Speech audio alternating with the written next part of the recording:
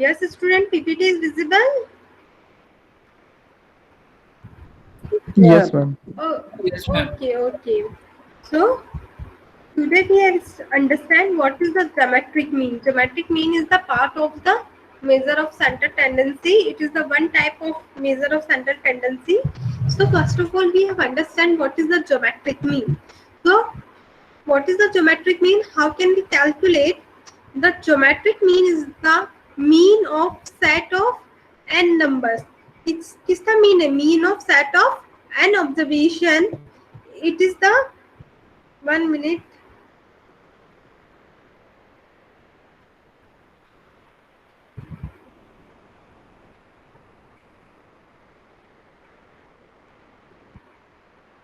Okay, geometric mean is the set of n observation.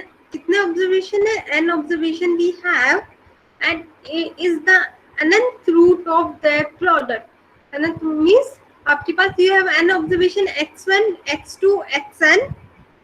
Then we take the 1 by n. Means suppose आपके पास n का value कितना है? n suppose 2 है आपके पास, आप ऐसे समझिए 2n है. Means आपके पास you have a 2 value. Suppose आपके पास 1 is 4, second is 9. आपके पास 2 ऑब्जर्वेशन है 4 एंड 9. आपको इसका मीन फाइंड, इसका ज्योमेट्रिक मीन फाइंड करना. तो how can you find? It is just 4 है. First observation is 4, x1 is 4, multiply it is x2 is 9, it is 9. फिर क्या है? इसका पावर कितना है? 1 by n. 1 by n क्या है? Total number of observation in the data set. So we have only 2 observation 4 and 9. So we have take power 1 by 2. Okay. So 4 multiply 9 is 36. Yes, 36. it is. Yeah, okay. 36. 36. Then इसका power कितना लेंगे? We take half. Means One. square root of 36 कितना हुआ? It is square Six. root of, so it is 6. So how to solve? How can we solve the geometric mean? Geometric mean में सबसे पहले you just take number of observation, total number of observation कितना है आपके पास.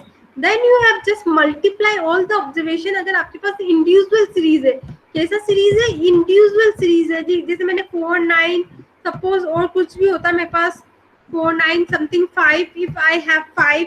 सो जितने भी observation है मुझे first of all you multiply all the observation, then take the 1 by nth root, 1 by n, nth root of that product. So x1 multiply x2 multiply so on, take the power 1 by n. n क्या है यहाँ पे? Total number of observation. Okay, this is for the individual series. ये किसके लिए है? Individual series के लिए है. सपोज सम टाइम जैसे यहाँ पे मेरा n का वैल्यू 2 था, तो आई नो कि स्क्वायर रूट कैसे सोल्व करते हैं. I know suppose n is 10, suppose n is 9. अगर n का वैल्यू 9 होता then 1 by 9. How can you solve 1 by 9? It is possible. Suppose मेरा जितने भी प्रोडक्ट है उसका मैंने प्रोडक्ट किया, then I take, it is आया मेरा 47 आ गया 47. So what is the, how can we solve 47 का power 1 by 9? Okay, it is not possible. मतलब आप होता ना, आप अपने manually you want to solve but it is not possible. So for this या तो आप कैलकुलेटर यूज कीजिए. For this you have used calculator. Then second is this, you have take logarithm. हम log के थ्रू भी इसको solve कर सकते हैं. How can? So आपने logarithm आपने पढ़ा है सबने? Yes student. Yes, ma'am. No, ma'am. Basic में आपको बता देती हूँ. लॉग में क्या होता है, हम भी क्या कर रहे हैं? Taking logarithm both side means इधर भी हम log से मल्टीप्लाई कर रहे हैं, इधर भी log से मल्टीप्लाई कर रहे हैं. तो क्या हुआ? ये हुआ log g, ये LOG log बोला जाता है इसको, log. ओके, ये log g मैंने यहाँ लिखा, मल्टीप्लाई यहाँ पर भी मैंने log g लिखा. log g में क्या होता है? जब हम logarithm रहते हैं ना, जो पावर होती है ना, पावर वो इधर मल्टीप्लीकेशन में आ जाती है. पावर कहाँ आती है? मल्टीप्लीकेशन में आता है. और अगर ये मल्टीप्लीकेशन में x1 multiply x2 x3 multiply, तो ये मल्टीप्लीकेशन में आता है, तब हम log लेते हैं तो ये प्लस हो जाता है. How can it is plus? Log x1 plus log x2 plus log xn. Yes, it is clear. How can we say? Wait 1 minute. Who is join? right now. Yes, Naveen, please join. It's on time. Okay. So I will again repeat. How can we solve?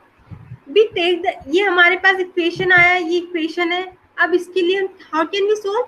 We take the logarithm both side. Both side मतलब right side और left side. जो भी चीज होता है what we want to do, मतलब अगर हम 2 से भी मल्टीप्लाई कर रहे हैं तो ये वैसा 2 से मल्टीप्लाई किया जाता है तो 2 भी इधर भी मल्टीप्लाई होगा, देन इस साइड भी मल्टीप्लाई होगा, then we can able. Okay, मतलब ऐसा नहीं है कि आपने इधर लॉग ले लिया इधर नहीं लेंगे, ऐसा नहीं होता. जो भी अगर आप किसी से डिवाइड भी करना हो, अगर 2 से डिवाइड करना तो दोनों तरफ डिवाइड किया जाता है, left and right both side. Okay, तो टेकिंग लॉगरिथम बोथ साइड, मैंने दोनों साइड लिया तो ये लॉग जी आ गया, ये लॉग जी हो गया.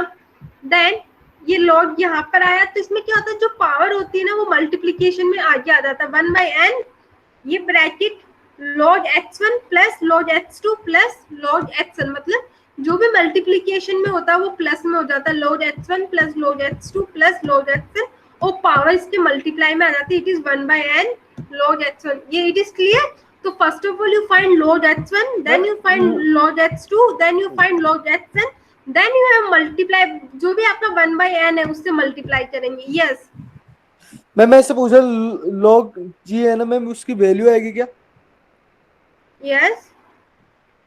ओके नहीं, I am not listening your question. Please repeat your. What is log g? Ma'am मैं ऐसे पूछ रहा हूँ, जो log x1 है तो x1 की वैल्यू होगी, तो log हाँ. 1 की भी वैल्यू होगी कि क्या?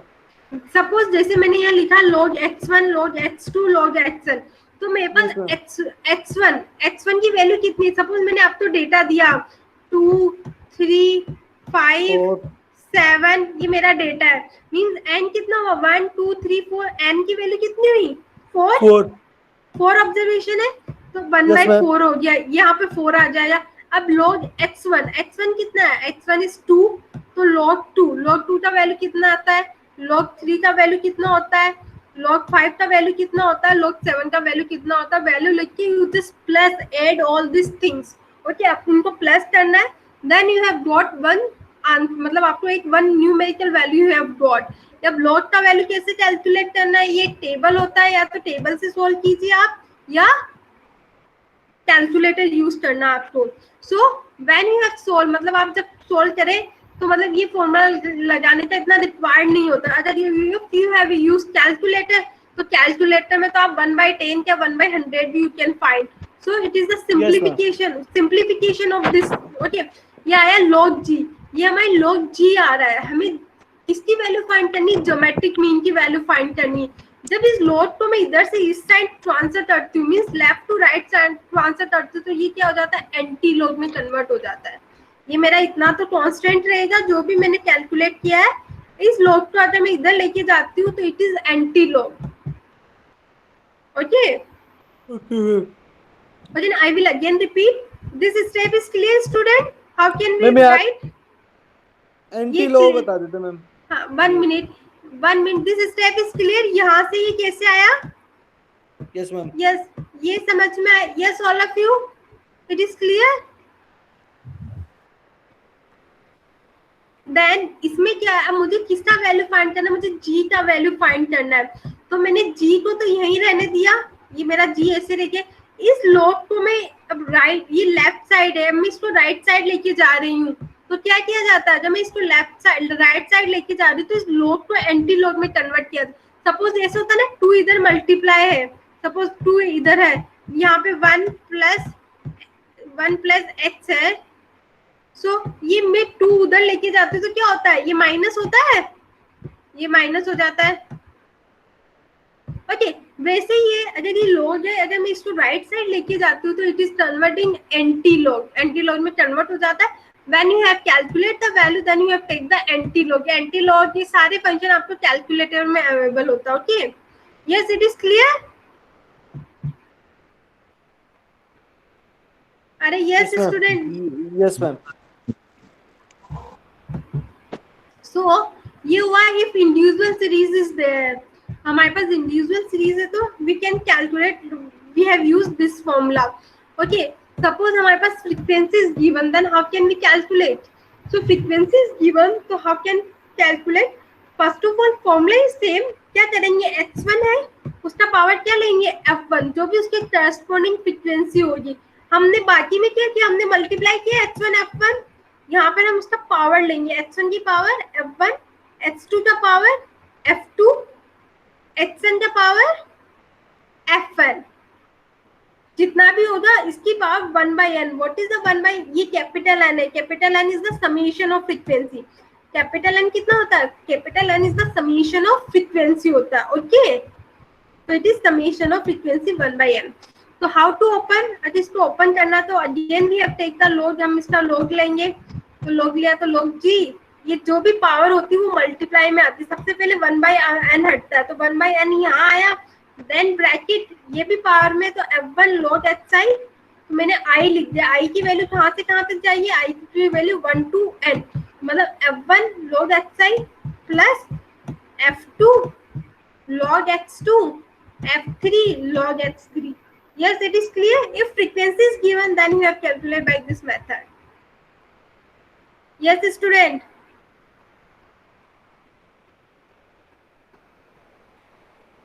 If frequency is given, so you have used this formula. Okay, आप क्या करना है, x1 की पावर f1 फाइंड करना है, x2 की पावर f2 फाइंड करना.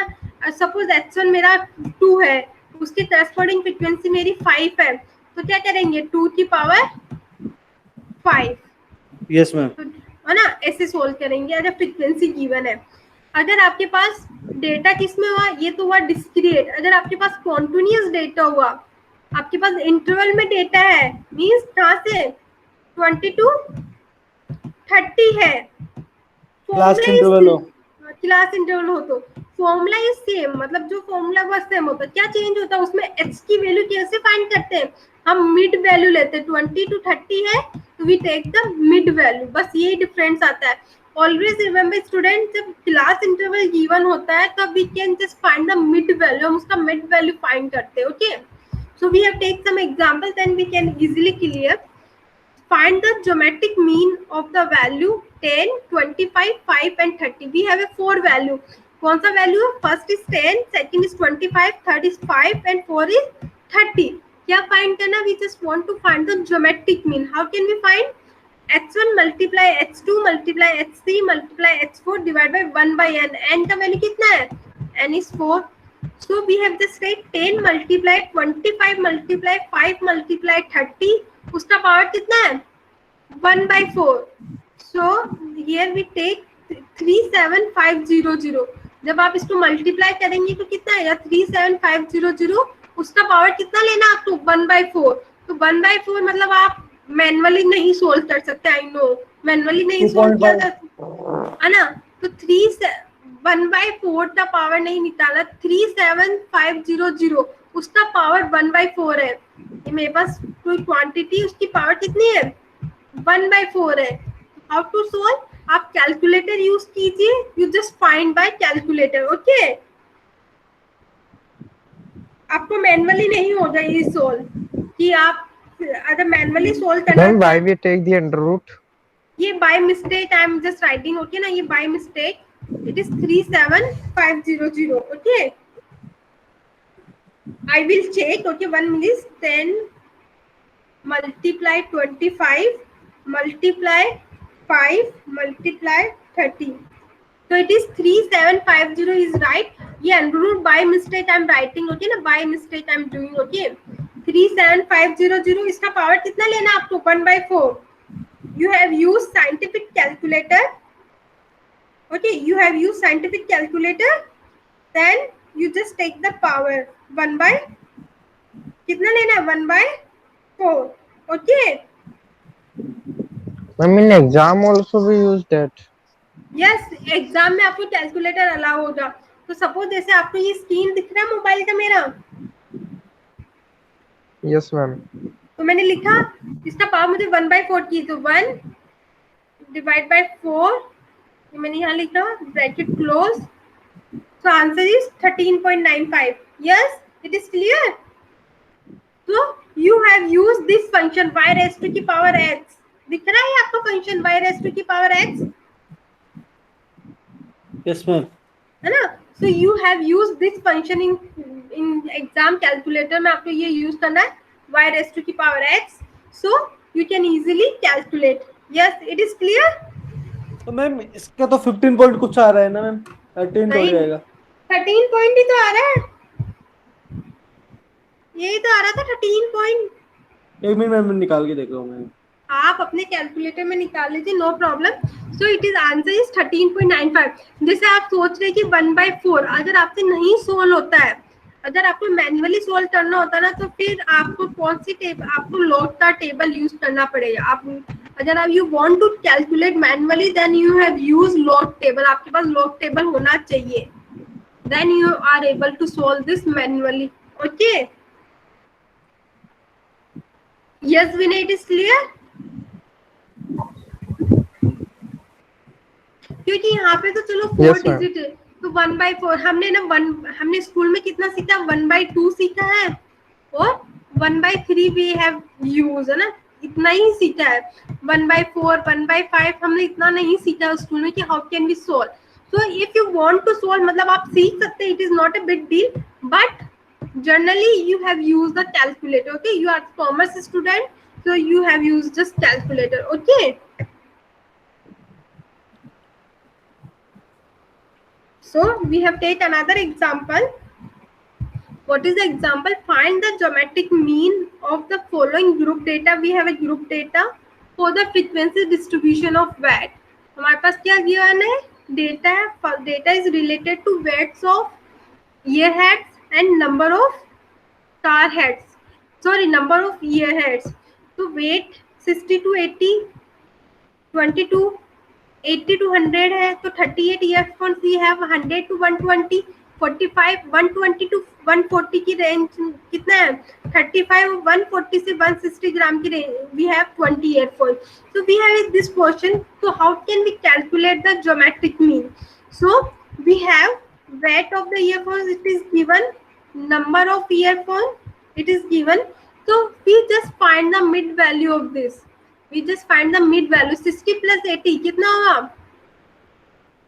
140, 140 divide by 2, it is 70। yes, you just find the mid value। ये क्या मेरा, अरे आप तो ऐसे देख रहे जैसे आपने कभी मिड वैल्यू फाइंड ही नहीं किया। सबको आता ना, how can we find the mid value. Hello, Yes, ma'am. Yes, ma'am. अरे से यस या नो, मुझे ऐसा लग रहा है कि I am, my voice is not Audible.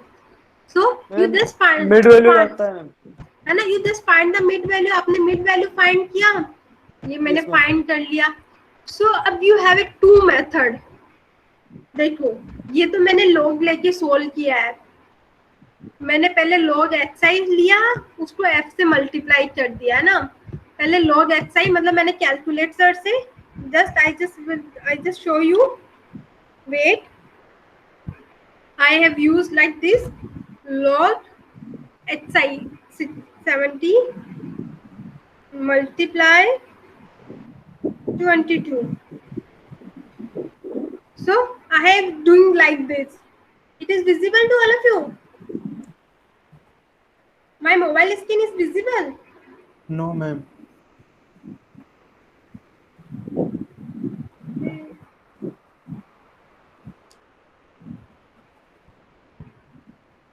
Yes, my mobile screen is visible। Yes, ma'am. दिख रहा है सबको कैसे सोल्व किया है मैंने, यस मैम, है ना। ऐसे सोल्व कर सकते हैं, वन इज दिस। अगर आप ऐसा नहीं सोल्व करना चाहते हैं, या तो आप ऐसे सोल्व कर लीजिए कि आपने सबका लोड निकाला, फिर सबको एफ से मल्टीप्लाई कर दिया जैसे मैंने किया।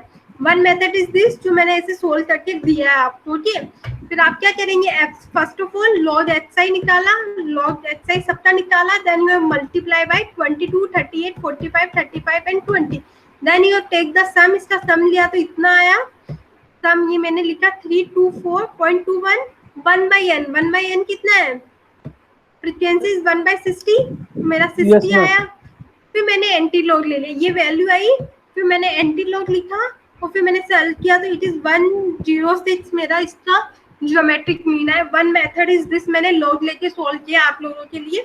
सेकंड इज दिस, आप कैसे सॉल्व कर सकते हैं सेकंड, आप you have just apply 1 minute, one method I have, आप ऐसे भी सॉल्व कर सकते हैं उसको। ओके, जो भी x1 है आपका, ये what are x1 you have, ये x1 है, उसका पावर कितना लेना है, इसका power 1 minute, I will clear all this things, you just take the power, इसका पावर कितना ले लेंगे आप, 22 2, 90 का पावर 38, 38 110 का पावर 45, 45 130 का पावर 35, 35 हाँ 150 का पावर 20, है ना। उन सबका पावर लेके जो भी आएगा उनको प्लस करना।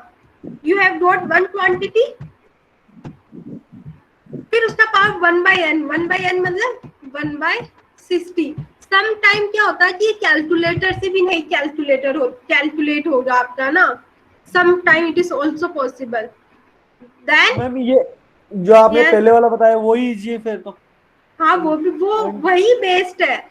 मैं आपको इसलिए बता रही हूँ कि आपको समझ में आए कि व्हाट इज द प्रॉब्लम। क्या होता है कि जैसे 1/60 लिया, अगर आपकी वैल्यू पॉइंट में आ रही है, सपोज आपका वैल्यू 0.05 आ रहा है, सपोज एक पॉइंट में वैल्यू आ रही, तो आप इसका 1/160 ले ही नहीं सकते, कैलकुलेटर बना कर देगा आपको सोल्व करने के लिए। इट इज नॉट पॉसिबल, मतलब पॉसिबल ही नहीं है, ऐसा नहीं कैलकुलेट कर सकते हम calculator. You have use log, आपको लॉग यूज लेना आना चाहिए कि कैसे लेते हैं। मैंने आपको सिर्फ होता ना आइडिया दिया व्हाट इज, मतलब क्या प्रॉब्लम है कि हमने लॉग यूज लिया। Okay, yes, all of it. It is clear Ma'am, how in to. calculator, the 70 power 22 answer is that 3.90. Yes, हो सकता है। तो ये 70 का पावर 22 इतना ही आएगा, 70। Ma'am, that 3.9098 answer is coming after जैसे calculating the 1 min 70 power 22. 70 power 22, तो ये आपको दिख रहा है ये कितना आ रहा है, ये सुना है, इट इज 3.90 1 मिनट, ये लिखा है 3.99, आगे लिखिए E+40, दिख रहा है आपको E+40। Ma'am, your phone is not visible that. My phone is not visible क्या, Yes, ma'am, now. यस अब ma'am, yes ma'am, E Yes, plus ma'am. 40 Yes, ma'am, my also this coming. है ना, E+40 दिख रहा है। What is the meaning of E+40, it is not A 3 point something, E+40 means आपका जो value आ रहा है ना, ये जो 3.9 आ रहा है, इसकी पावर आ रही 3.900, 10 का पावर 40 है, वो कितना है 10 का पावर, तो मींस आपके आगे जीरो कितना आएगा, इट इज 0.00000003.90 आ रहा है। तो मैम ये इसकी जो पावर तो 3.9 हो जाएगी ना। 1 मिनट, ये जैसे आपका ये 3.90 आ रहा है ना, यहाँ Yes, पर ma'am. क्या लिखा है मैंने, e की पावर 40 है मेरा, ये मतलब फिर इसका मतलब क्या, एक तो ये डेसिमल यहाँ से कैंसिल आउट होगा, तो मेरे पास टोटल 40, यहाँ पर जितनी भी पावर होगी, सपोज मैंने 3.9 ही लिया है, यहाँ पे e की पावर 40, मैंने ये डेसिमल हटाया, तो ये 10 से मैंने डिवाइड किया, तो ये एक और आ गया, तो ये है ना, 4 आ जाएगा। तो ये ऐसे हो रहा 3.0 सॉरी, इट इज 0.00000003 फिर 9 आएगा, समझ रहे हो इसको, यस मैम, है ना, इट इज द वर्ड। सो इसलिए मैं बता रही हूँ, जब आप इसका, आपने अभी इसका पावर लिया है 70 की पावर 22, सेम आप 90 की पावर समथिंग लेंगे, 110 का पावर समथिंग, फिर इन सबको मल्टीप्लाई करेंगे, then you have got small quantity, फिर उसका पावर आप 160 लेंगे ना, आप ट्राई करना विनय, तो कैलकुलेटर आंसर नहीं देगा, मना कर देगा सोल्व करने के लिए, आई थिंक कि it is very small quantity, तो we are unable to do this. Okay, Yes, ma'am. है ना, सो दिस वाई रीजन, मतलब इट इज द रीजन, मतलब यही रीजन है कि we have use log. So आप you have remember this formula, कौन सा, ये वाला आपको याद रखना, you just apply. Okay, it is clear, yes ma'am, समझ Yes, में ma'am. आ गया। ओके, मैम यस बोलिए। ये वाला फॉर्मूला ही सही है, मैं उसमें तो नहीं समझ में आ रहा वो तो। वो अरे फॉर्मूले दोनों ही सही है, कोई प्रॉब्लम नहीं। इसी फॉर्मूले को सिंप्लीफिकेशन करके मैं लॉग में लेके आई हूँ ना। स्टार्टिंग तो यहीं से हो रहा है, ये स्टार्टिंग तो यहीं से हो रहा है, इसी को यस मैंने मैम। सिंप्लीफाई करके ये लिखा है। तो मैं आपको इम्पोर्टेंस बता रही हूँ कि what is the importance of log, log का क्या इम्पोर्टेंस है। Why are we are going, मतलब होता ना, आपने बोला मैम यही ठीक है, इसका पावर 1/n ही ले लेते, क्या प्रॉब्लम है। लेकिन प्रॉब्लम कहाँ आ रहा है आपको समझ में आ गया। You have got small quantity, आपको कितना मिल रहा है, small quantity you have got, so that's why you have used logarithm. Okay, yes ma'am. so it is, so what is the merit and demerit of geometric mean? First, the formula is clearly defined है। Second is it is based upon all the observation, ये always all the observation पे based होगा। Third is it is suitable for further mathematical treatment। Okay ना, geometric mean का बहुत use है, मतलब अपनी रियल लाइफ में होता है ना, ज्योमेट्रिक मीन इज मतलब होता है very important for S, and it is not affected much by the fluctuation of sampling, and it's give comparing more weight to small item. What is the meaning of more weight to small item means, suppose आपका जो जैसे x1 है 1 2 3, आपकी x1 की value 1 2 3, तो इसमें जो भी होगा, इसको जैसे 1 है, ये क्या है, more weight to small item, जो भी स्मॉल आइटम होगा उसको वेट ज्यादा दिया जाता है। तो जैसे मेरा 1 स्मॉल है, इसका जो मेरा करस्पॉन्डिंग फ्रीक्वेंसी होगी वो ज्यादा दी जाएगी as compare to this. It is the important mean, जैसे 1 2 3 है, what is the meaning of more weight to small item. More weight मतलब ये जो आपका स्मॉल आइटम है 1 2 3, आपके पास 3 आइटम है 1 2 3, तो ये सीक्वेंस मान लीजिए आपके पास 1 है 2 है 3 है, तो जो 1 होगा उसका फ्रीक्वेंसी जो होगा ना, वेट मतलब फ्रीक्वेंसी है यहाँ पे, उसका फ्रीक्वेंसी ज्यादा होगा एज कम्पेयर टू 2 एंड 3। तो यहाँ पर जो भी स्मॉल आइटम होते हैं उनको ज्यादा वेट दिया जाता है। ओके, स्मॉल आइटम को ज्यादा वेट दिया जाता है, और जो लार्ज आइटम होते हैं उनको स्मॉल वेट दिया जाता है। वेट मतलब यहाँ पे वेट का what is the meaning of weight, weight का मीनिंग फ्रीक्वेंसी है यहाँ पे। Okay, then what is the demerit, क्या डीमेरिट है, if any one observation is zero, अगर यहाँ पे ज्योमेट्रिक मीन है हम फाइंड कर रहे हैं, अगर एक भी ऑब्जर्वेशन जीरो हो जाता है ना, तो क्या होगा, if any one observation is zero geometric mean is zero, geometric mean कितना होगा, जीरो हो जाएगा। If any one of the observation is negative then geometric mean is become imagery, means आपका जो नंबर आएगा वो उसमें आ जाता है, आयोटा में डिफाइन हो जाता है। क्योंकि क्या होता है, when we have find the square root, आप स्क्वायर रूट फाइंड कर रहे हैं, अगर आपके पास नेगेटिव में वैल्यू है, सपोज -1 है, तो इसका स्क्वायर रूट डिफाइन ही नहीं है, ये आपकी कॉम्प्लेक्स नंबर आ जाती है, एक अलग मैथमेटिक्स होती है, it is known as the complex number. आप पढ़ रहे हैं बिजनेस मैथमेटिक्स में कॉम्प्लेक्स नंबर? No ma'am. आप पढ़ेंगे भी, आएगा आप लोगों के कॉम्प्लेक्स नंबर। अगर जैसे मैंने क्या लिखा है यहाँ पे, स्क्वायर रूट ऑफ -1 मैंने लिखा है, क्या स्क्वायर रूट ऑफ -1, आप कैलकुलेटर में ओपन करना और -1 का स्क्वायर रूट फाइंड करना, ये बताएगा ही नहीं, बता देगा invalid.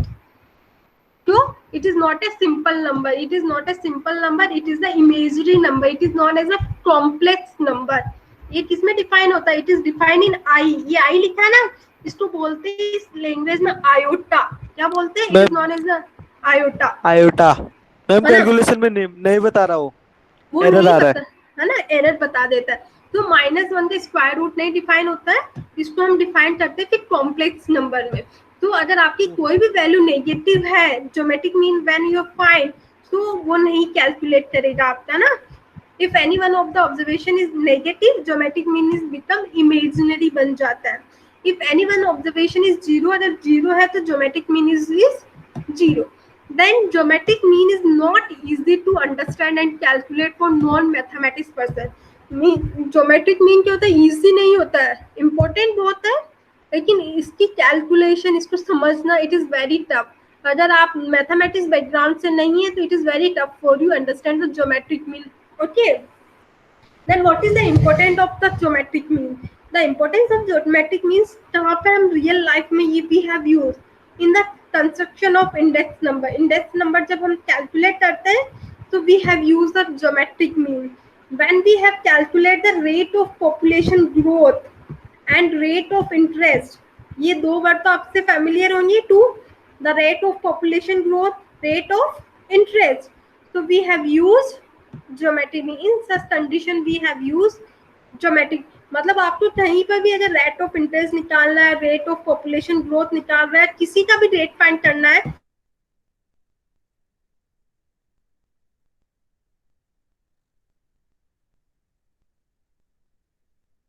yes Vinay, it is clear? Yes, ma'am. Okay, so the next topic is harmonic mean. हमने पढ़ा अभी ज्योमेट्रिक मीन, अब हम पढ़ेंगे हार्मोनिक मीन. तो हार्मोनिक मीन क्या होता है? Harmonic mean is the reciprocal. Reciprocal mean क्या होता है? जो भी, जैसे मैंने बोला x, x का रेसिप्रोकल कितना होगा? 1/x. Okay, harmonic mean is the reciprocal of the arithmetic mean of the reciprocal of given values. What is the definition? Harmonic mean is the reciprocal of the arithmetic mean of the reciprocal of given value. So 1 by, क्या formula होता है harmonic mean को? We have denoted by the h. So it is 1 divided by 1 by n, summation I equals to 1 to n, 1 by xi. Okay, if frequency is given, अगर frequency given है, ये it is the this formula for the individual series. अगर frequency given है तो how can we calculate? We can calculate h is equals to 1 capital N. We have used capital N. I equals to 1 to n fi xi. हम f को h से divide कर रहे हैं. यहाँ पे क्या कर रहे हैं? f divide by xi. What is n? Capital N is the summation of the frequency. Summation of the frequency. So we have to simplify this formula. Capital N divided by fi divided by xi. It is the simplification of formula. कि ये n मैंने ऊपर भेज दिया है, so it is capital N divided by summation of fi xi. Means सबसे पहले आपको क्या फाइंड करना है? आपको फाइंड करना है f डिवाइड बाय x. जो भी आएगा उसका सम लेना आपको, जो सम आएगा फिर आपको जो भी n है उससे डिवाइड कर देना उसको. Okay, so we have take one example. What is the calculate the harmonic mean for the following data. हमारे पास डेटा है, x is given, f is given. मैंने लिखा x है, f मैंने लिख दिया. It is my formula for the harmonic mean. First of all मुझे क्या चाहिए? n चाहिए. n is the summation of frequency. Summation of frequency कितना हुआ? n is 42. इसका आप सम करेंगे ना, it is 42. देन मुझे क्या चाहिए? f डिवाइड बाय x चाहिए. f डिवाइड बाय x, तो मेरा, अब मैंने 1 by 1 किया. 2 डिवाइड बाय 1 2, 4 डिवाइड बाय 3, आप 4 को 3 से डिवाइड करेंगे, it is 1.33. 6 divide by 5, it is 1.2. 8 divide by 7, it is 1.143. 10 divided by 9, it is 1.1. 12 divided by 11, it is 1.09. फिर इसका सम लिया आपने, सबको सम किया तो it is 7.878. क्या है? 7.878. तो we just put the value in this formula. हमने इस फॉर्मूला में पुट किया. What is n? Capital N कितना है? 42. मैंने 42 पुट किया. Summation of fi divide by xi कितना आया? 7.878. It is this. When we have divided, so it is 5.33. So our harmonic mean for this data set, it is 5.33. So when you have calculate the harmonic mean, तो क्या करना आपको? आपको f divide, अगर simple है you have just use this. अगर f है, frequency given है, तो यहाँ पर आपको f पुट करना, मतलब f डिवाइड बाय x करना है. Okay, it is clear? Yes, ma'am. So what is the merit or demerit? Harmonic mean is rigidly defined. It is based upon all the observation. It is same for the geometric mean. It is give greater importance of the small item. Importance means frequency, weight, whatever you want to understand. So we give the more weight to the small item. Harmonic mean is not easily understand and it is very difficult to calculate. Second, if any one observation is zero, अगर कोई भी observation इसमें zero हो जाता है harmonic mean में, suppose x की कोई भी वैल्यू जीरो होती है, तो 1/0 कितना हो जाता है? यस, 1/0 कितना होता है? अरे 1/0 1/0 0 और 0/1 कितना होता है? नहीं, ओके मैम 0 ही होगा। अरे नहीं, आप कैलकुलेटर में देखो ना 1/0 कितना होता है, 0/1 कितना होता है, you just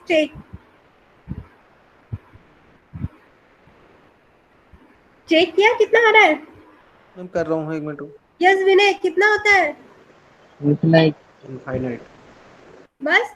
So if any one observation is 0 then harmonic mean is not calculator. तो हम कैलकुलेट ही नहीं कर सकते.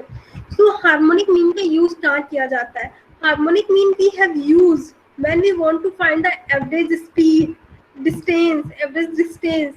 In such condition we have used the harmonic mean. Okay. Up to okay now the chapter is मतलब measure of central tendency is finished. Harmonic mean, geometric mean, median, mode and mean. The relationship between arithmetic mean, geometric mean and harmonic mean is this. Geometric mean is the square root of the arithmetic mean multiply harmonic mean. Okay, it is the relationship between this. हमने last में पढ़ा था what is the relationship between mode, median and mean. So we have a two relationship. First is this, second is 3 this. 3m minus Z. क्या भाई 0/1 कितना आ रहा है? 0 divided by ma'am 0। ये 0 आ गया. तो अब करो 1/0 कितना आ रहा है? मैम 1 डिवाइडेड बाई 0 तो मैम एरर आ रहा है। वो इंफिनिटी आता है. Okay yes ma'am, yes ma'am. Okay ना. 1/0 इज इंफिनिटी. अगर हमारे पास 1/0 इंफिनिटी हो रहा है. अब अगर क्या होता है, इंफिनिटी है. Infinity means so large. Infinity में अगर मैं कुछ भी प्लस करूँ, मतलब 0 + 1 समथिंग कुछ भी करूँ, वो ऑल्सो इंफिनिटी हो जाता है. ओके. इंफिनिटी में कुछ भी प्लस करो, कुछ भी माइनस करो, कुछ भी मल्टीप्लीकेशन करो, डिवाइड करो, whatever you want to, is always infinity. Okay. Yes ma'am. ये कंसेप्ट याद रखना कि इंफिनिटी में आप जो भी ऐड करना चाहते हो, addition, multiplication, division, subtraction, all are the infinity हो जाता है. तो it is a relationship between geometric mean, arithmetic mean and harmonic mean. So always remember. Okay. So student you have मतलब आपने पढ़ तो सब लिया, harmonic mean, geometric mean, mode, median. So what is the important, क्या important है इसमें? आपको फॉर्मूले भी सारे याद रह जाएंगे. इट इज ओके, मतलब कर सकते हो कोई, एनीवन. 10th में भी आता है ये. But main important things is this कि आपको कहाँ पर यूज करना है इसका. What is the important of this, what is the beauty of measure of central tendency, कि आपको ये आना चाहिए where you have used this. What is the means, if मतलब आपको data, what is data you have given when you are going in company, किसी भी company में जाएंगे ना आप. Okay. We have just 1 minute डिस्टार्ट. Okay. So when you are going in any company, आप किसी भी कंपनी में you are going for the interview या for the purpose of work, any work के लिए आपने ज्वाइन भी कर लिया, आपका सिलेक्शन भी हो गया. तो when you have got some data, आपने कोई डेटा मिला है, तो आपको कंपनी का जो भी मैनेजर है whatever, आपको ये नहीं बोलेगा कि आप इसका मीन फाइंड कर दीजिए, मोड फाइंड कर दीजिए, मीडियन फाइंड कर दीजिए. नो, वो तभी ये नहीं बोलेगा. आपको ये बोला जाएगा कि which measure of central tendency is good for this data set. Okay. तो आपको डेटा देखना है, डेटा का वेरिएबल क्या है वो देखना है. देन यू हैव अंडरस्टैंड कि कौन सा measure of central tendency is best fitted for this, जो इसके लिए सही फिट होगा, मींस जो ऑन एन एवरेज जो रिजल्ट सही रहेगा. Okay. It is a very important. Measure of central tendency में calculation it is not important. मैं आप अगर एक्सेल ओपन करेंगे ना, तो वहां पर आप मतलब एक कमांड डाला, मोड डाला, it is easy to calculate mode, median, whatever, mean, harmonic mean, geometric mean, सब ऐसे चुटकियों में, मतलब होता है ना, एक you just click and it is calculate. But important thing is this कि where we have used which measure of central tendency. Means अगर आपका डेटा इससे रिलेटेड है तो you have just apply this measure of central tendency. If your data is related to this, then you have used this measure of central tendency. So it is very important. So means our measure of central tendency formula is important, but main important is what is the application, what is the use of measure of central tendency. Yes, it Yes, is sir. clear. Yes ma'am. Ma'am मैं मेरे से पूछ रहा था ma'am, कल आपने है ना असाइनमेंट में है ना फर्स्ट क्वेश्चन दिया था आपने, जिसके अंदर Okay. जीरो से स्टार्ट हो रहा था. मैम उसमें हाँ डिस्क्रिटिव होगा ना मैम? हाँ डिस्क्रिटिव हाँ इंडिविजुअल के अंदर डिस्क्रिटिव श्री से वो वो होगा ना सोल्व। जी जी। ठीक है मैम, यही पूछ रहा था। Okay. Yes. Any question, student, related to measure of central tendency? Ma'am एक मिनट वो वाला कैलकुलेशन करके बता देते मैम, वो 37500 वाला पावर वाला 13 वाला। अरे देखो ना 37500. Where is my mobile? 1 minute. देख रहे हो? Yes, student. Any question related to measure of central tendency? So ये ना फॉर्मूले तो कोई भी याद कर लेगा, कोई भी कैलकुलेट कर लेगा, बस important thing is always to remember कि where you have used which measure of central tendency, it is very important. Okay. Yes. Vinay, Yes, any ma'am. question? No, ma'am. Yes. Harsh, my mobile screen is visible. Yes ma'am.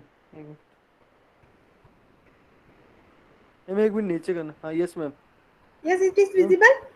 Yes ma'am. Yes. So you have used y raised to the power x function. So I'm just click 1 minute. I'm just click. ये click किया दिख रहा है? Yes ma'am. Yes ma'am. So I'm just writing 1/4. So I'm just writing 1/4. दिख रहा है? Yes ma'am. तो ma'am you root just root लगा के नहीं करना है ना मैम इसमें? नहीं रूट नहीं लगाना, वो बाय मिस्टेक हो गया मेरे से. It is 13 point something दिख रहा है. मैं It अब तो is आ जाएगा, मैं रूट लगा के कर रहा था जब मैं कुछ okay. 48 कुछ आ रहा था ma'am. Okay, no problem. So yes, student, it is clear. Yes, Aniksha. Yes, Divya. मुझे विजिबल नहीं था, एक बार वापस बताइए। Yes, Parth. Please repeat your question. Ma'am मुझे विजिबल नहीं थी स्क्रीन मोबाइल की, मैम एक बार वापस करके बताइए 37500 से। अरे भाई, आप अपना मोबाइल यूज कीजिए पहले. You open your calculator. So yes, it is visible. Is it blank screen? Okay. तो मुझे क्या फाइंड करना? 37500 मैंने राइट किया, दिख रहा है? यस पार्थ. Yes ma'am. अब मुझे क्या फाइंड करना है? इसकी पावर 1/4. तो you have use y raised to की पावर x. दिख रहा है आपको यहाँ पे y रेस्ट टू की power x? Yes ma'am. You just click on y raised to की power x. I am just clicking. मुझे 1/4 फाइंड करना है. इसका 1/4 मैंने लिखा. ये मेरा एल्गोरिथम मतलब सेंटेंस हुआ. ठीक है. It is visible. Yes ma'am. तो यू जस्ट इक्वल. तो it is 13.91. Yes. Okay. Okay. So, yes, Divya, any doubt? नो मैम। मैंने दिव्या से पूछा है. दिव्या, any? नवीन? No, ma'am, no doubt. No doubt. समझ में आ गया? Okay.